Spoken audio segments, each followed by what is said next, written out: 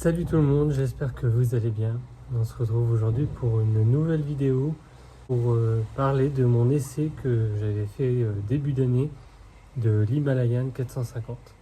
Durant cette vidéo, je vais vous expliquer ce qui m'a plu dans cette moto lors de mon essai, même s'il n'a pas duré longtemps. J'ai dû rouler 40 minutes, 45 minutes, un peu de centre-ville, un peu de national, des petites routes de village. Donc je vais détailler ça dans la vidéo. J'ai pris quelques notes pour que ce soit plus facile. Déjà, pourquoi j'ai voulu essayer la 450 Himalayan? Pour rappel, en fait, j'ai essayé la 411 Himalayan lorsque j'ai vendu ma Gladius. Et c'est une moto qui m'avait plu. Parce que c'est d'une simplicité. Il n'y a pas de chichi, il n'y a pas de prise de tête. Et du coup, je me suis dit, tiens, pourquoi pas essayer la 450, voir ce qu'il y a de différent. Donc ça, c'est une des raisons. Une deuxième raison, c'est que, étant donné que j'avais envie de me mettre à l'off-road, je me suis dit, bah, pourquoi pas vendre ma moto et trouver la 4,5 qui me convient. Les deux que j'avais en tête en premier, c'était l'Himalayan et la 450 CF Moto. À qui elle s'adresse cette moto? Ben en fait, cette moto, elle s'adresse à pas mal de personnes. Par sa taille, déjà, parce que la hauteur de selle, c'est 825 mm. Mis à part pour la Mana Black, où on est à 800... Je regarde... 855 mm. Donc même pour celle-là, en fait, ça va convenir à pas mal de personnes. Celui qui vient d'avoir son permis, qui est en A2, qui veut un trail pas trop cher, pas trop, et ben elle rentre dans les clous, parce que en termes de prix, j'en reviendrai après, mais c'est pas trop excessif. En plus de ça, si on peut en trouver en occasion, on en trouve à des pas trop chers, avec pas trop de kilomètres, donc pareil, ça reste un avantage. Donc celui qui sort de permis, enfin qui a son permis A2, il vient d'avoir son permis, il veut se mettre à l'off-road, au trail, c'est un bon choix de moto. Celui qui a le permis A, pareil, qui veut pas se prendre la tête avec un maxi trail, ben voilà, 450 Himalayan, ça peut faire l'affaire. La personne qui a une sportive, qui a un roadster, qui voudrait pareil se mettre au trail sans débourser des milliers d'euros, et ben elle est faite aussi pour ces personnes-là. En fait, c'est vraiment une moto pour tout le monde, parce qu'elle est simple, efficace et on va dire pas chère. Autre point positif, quand je suis arrivé au concessionnaire, donc il m'a expliqué le démarreur, etc. Il m'a fait voir comment c'était, il m'a expliqué que c'était un ride-by-wire, donc il y avait sûrement un à-coup à l'accélération, ça pouvait être un peu déstabilisant, le on-off. Et au final, c'était génial. J'ai vraiment apprécié cette moto, tout tombe sous la main, il n'y a pas trop d'électronique, le compteur est simple. Là où j'ai été perturbé, c'est en passant la première. Je me suis dit, mince, j'arrive pas à l'enclencher. Et en fait, elle était déjà enclenchée. Et je me suis dit, oh punaise, ça va être d'une douceur, en fait, la boîte. Et effectivement, c'était vraiment très doux. Même pour la position de mes bottes, j'étais parti avec mes bottes DXR. Et c'était facile pour passer les rapports.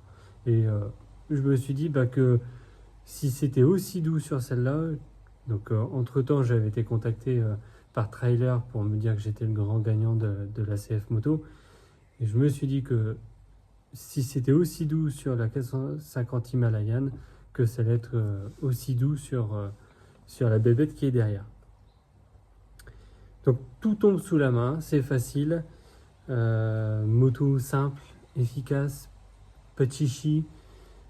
Donc ça fait vraiment des points positifs. Ça donne aussi un petit côté anglais. Alors je sais, c'est une moto indienne, mais à la base c'est anglais.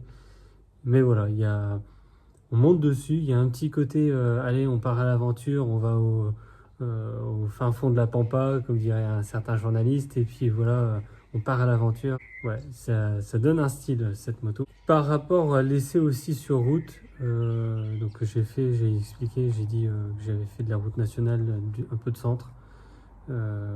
Ça fonctionne bien sur route nationale, 80, 90, 100, ça y va tranquillement. Et j'ai pas fait de l'autoroute ni de la voie rapide, mais à mon avis, là pour le coup, le mono il doit s'en prendre plein la tête. Et je pense que du coup, là, ça va être peut-être un défaut pour le côté duo chargé. Le moteur va avoir ses limites. Le poids, 198 kg tout plein fait de ce que j'ai vu sur la fiche technique. J'ai eu un peu de mal à la relever parce que la béquille descend vraiment bien sur le côté et pour la redresser c'était un peu galère, mais en roulant on le sent pas. Les suspensions elles sont pas réglables, mais par contre alors c'est pareil, c'était 3/4 d'heure d'essai. Je vais pas dire que c'était bien, que c'était nul par rapport aux suspensions. Elles font leur travail quoi, ça fonctionne bien, rien à dire quoi. Point positif, le prix, rapport, qualité, fiabilité aussi, puisque quand j'ai appelé le concessionnaire pour faire l'essai de cette moto, ils m'ont dit en gros de vite me dépêcher pour réserver un créneau parce que à chaque fois qu'ils en recevaient une, les gens essayaient et elle était tout de suite quasiment vendue dans la foulée. D'ailleurs, il y avait une Mana Black en expo qui était déjà vendue alors qu'ils venaient de la recevoir. Et bon, après, ils prêchent pour leur paroisse. Hein. Euh, la dame me disait qu'ils n'avaient pas de retour de clients insatisfaits au niveau fiabilité, au niveau défaut moteur, etc. C'est pas dans leur intérêt de vendre des motos avec des problèmes. En termes de prix, fiabilité, ils sont bien placés quoi. Le prix pour la Casa Brand, celle que j'avais essayée, on est à 5890 €. Pour la Mana Black, qui est livrée avec les protège-mains, les jantes tubeless et la selle monobloc, on est à 6590 €. Ça reste raisonnable, je trouve. Comparé, j'ai pris les prix de la KLE SE, donc on est à partir de 7399 € pour la SE. La CF Moto, on est à 5999 €. La 450 GS, bon là on est sur une gamme au-dessus, on est à partir de 7500 € sans les jantes à rayon. Et si on veut le package, je crois qu'on frôle les 10 000 €, si je dis pas de bêtises. On a la QJ Motors aussi qui arrive avec son 450, affiché à 6299 €. La COV 510X, affiché à 5999 €. Et la dernière que j'ai trouvée, mais je ne sais pas si elle sera disponible en France, que je trouve très jolie aussi, c'est la Moto Morini 450 All-Trike. Elle, pour le coup, on ne sait pas le prix. Et il y a aussi la KTM 390. On a un beau package de motos livrées tout de suite en A2. Je comprends les constructeurs parce qu'il y a un certain engouement pour ce type de moto. On a vu la période Maxi Trail, Trail Mid-Size 800, la CF Moto, la Vestrom 800, la Ténéré. Et je pense que beaucoup aujourd'hui se tournent vers les 450 justement pour se faire plaisir sans dépasser les limites de vitesse, sans être hors la loi. Donc quand je fais de la moto, voilà, je roule tranquille. Et pour ça aussi que je voulais partir sur un trail qui puisse faire du off-road. C'est pour aussi voir autre chose que d'être sur la route et tenter l'expérience off-road. Donc la prochaine, j'aimerais essayer, c'est la CF Moto 450. Je pense que j'en profiterai quand celle-là sera en révision pour les 1000 km, j'essaierai de réserver un créneau pour essayer la 450 CF. Peut-être aussi trouver un concessionnaire pour la KLE.